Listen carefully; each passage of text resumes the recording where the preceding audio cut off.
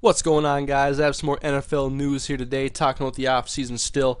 And yesterday the Patriots made a move that I actually expected them to make at some point. I didn't expect it to happen quite yet, but they did release Chad Ochocinco from his contract after reports were out that the Patriots were trying to trade him and there was no suitors. And so Ochocinco is now a free agent, and of course the New England Patriots originally signed him last year after he spent his career in Cincinnati. He had 7 1,000-yard seasons.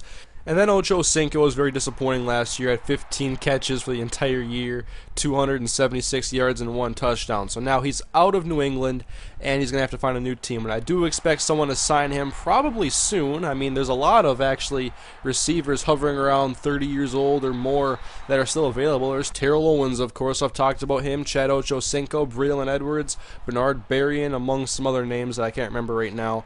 But this move by New England did not surprise me at all. They already had Deion Branch and Wes Welker, and they signed Brandon Lloyd and Jabbar Gaffney back, and they have, of course, Gronk and Hernandez. So at best, Ochocinco is probably the 6th most reliable option on that offense.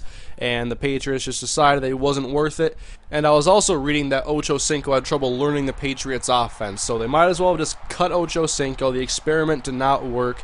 But where is Ochocinco going to go from here, guys? He's done with the Patriots, and so I have him here. I just had him go against an AFC East opponent, and perhaps he could go to the Miami Dolphins. I mean, they are desperate for wide receiver talent, so I could see them getting Ochocinco. Also, one of my Twitter followers told me that Stevie Johnson on his Twitter said that Ochocinco should come to the Bills, so perhaps he'll go to another AFC East team. I don't know if he'll go to the Jets. I was reading a report today that they're not interested at all, so that's all the AFC East teams, I guess, are going to get talk about Ochocinco in this video.